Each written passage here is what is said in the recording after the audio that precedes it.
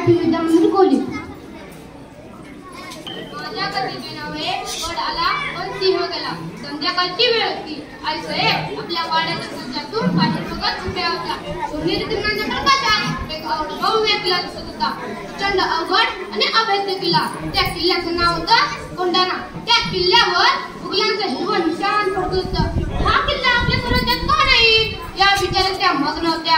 तेवढ्या शिवबा तिथे आले आणि म्हणाले, आई साहेब काय आहे आपल्या मनात? या किल्ल्यावरचं हिरवा निशाण आम्हाला बसतोय. शिवराय म्हणाले, ते तर आम्हालाही बसतोय. आई तिच्या ती तर पूर्ण करायलाच हवी. शिवरायाने कोंढाणा किल्ल्याचा भेट केला. शिवराय विचार करू लागले, या कामगिरीसाठी निवडावे कुणाला? कोण जिंकेला गड? त्यांच्या नजरेसमोर आला तो तानाजी मालुसरे. त्यांचा खेळगडी तानाजी कोकणातल्या उमरठे या गावचा राहणारा. तानाजी अंगापिंडाने भरदार होता. छाती तर एका पुस्तकासारखी फुलांत होती. खरं तानाजी आपल्या मुलाच्या रायबाच्या लग्नाचं आमंत्रण द्यायला शेलार मामाला घेऊन आला होता. तेव्हा शिवराय म्हणाले, आम्ही रायबाच्या लग्नाला येऊ शकणार नाही कारण आम्ही जातीने कोंढाण्याच्या कामगिरीवर. तेवढा ताडकन तानाजी उठला आणि म्हणाला, महाराज तानाजी जिवंत असताना आपल्या जीवाच्या कामगिरीवर तुम्ही जाणार, मग आम्ही कशाला? ते का नाही? आधी लगेच कोंढाण्याचं मग माझ्या रायबाचं. तानाजीनं स्वराज्यासाठी आपल्या मुलाचं लग्नही बाजूला ठेवलं. स्वराज्याचं आणि शिवरायांचं काम आधी करायचं हा त्याचा बाणा. दुसऱ्या दिवशी शिवरायांचा आशीर्वाद घेऊन तानाजी व सूर्याजी कोंढाण्याच्या कामगिरीवर निघाले. मध्यरात्रीची वेळ होती. आकाशात चांदण्या लुकलुकत होत्या. गडाजवळ गुडूप अंधार पडला होता. पाऊल न वाजवता चपकत चपकत तानाजी व त्याचे मावळे गडाकडच्या झाडी जमा झाले. गडावर कडक वारा होता पण तानाजी जिथं उभा होता तिथं फौजदारी होती. त्यामुळे तिकडून कुणी येऊ शकणार नाही. त्यामुळे तिथं पारा नव्हता. तीच बाजू तानाजी निवडली आणि सूर्याजीला म्हणाला, सूर्याजी तू 500 मावळे घेऊन कल्याण दरवाजा गाठ. मी 300 मावळे घेऊन गडाकडून वर येतो. गडा चढताच आम्ही कल्याण दरवाजा उघडतो. तानाजीनं आपल्या बरोबर एक घोडपण आणली होती. तिचं नाव यशवंती. हा प्राणी आपल्या एका भिंतीत चिकटून असतो. तानाजीनं तिला दोरी बांधली आणि दिली कड्याला फेकून, पण ती 2 वेळा खाली पडली. तानाजीला राग. तो घोडपणाला म्हणाला, यशवंते आता जर पुन्हा पडली तर कानोळी करीन. मग काय बसली की कड्याला चिकटून घोडपण.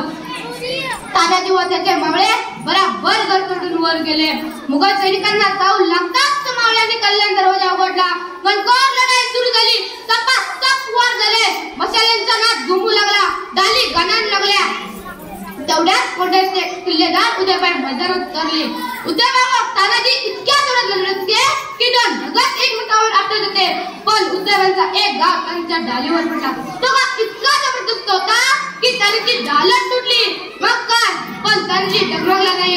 त्याने आपला केला आता गुंडाळा लागला की लढायला बद्दल पण हात झाला.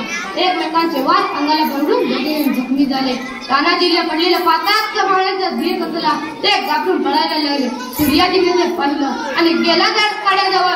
ज्या जोरावरून मावळे कड्यातून वर आले होते तो जोरात त्याने कापून टाकला आणि म्हणाला, अरे तुमचा बाप इथं मरू पडला आणि तुम्ही भगवानचा काय का बसा? मागे फिरा. मी कड्यावरचा दोर कापून टाकला होय. आता कड्यावरून उड्या टाकून मारा नाही तर शत्रूवर कुटून करा. सूर्याजीच्या या शब्दांनी त्यांच्या वीराची भावना पसरली. खरं माझ्यावरची गर्जना करत मावळे जोरात लढायला लागले. विजय झाला. गड ताब्यात आला. पण सिंहासारखा शूर तानाजी गेला. महाराजांना ही बातमी कळताच ते खूप दुःखी झाले आणि म्हणाले, गड आला पण माझा सिंह मात्र गेला. गड आला पण माझा सिंह मात्र गेला. कोंढाण्याच्या सिंहगडावर ठेवण्यात आले. ही घटना 4 फेब्रुवारी 1670 मध्ये घडली. धन्य धन्य तो तानाजी, धन्य धन्य ते शिवराय, धन्य धन्य तो तानाजी, धन्य धन्य ते शिवराय. धन्यवाद.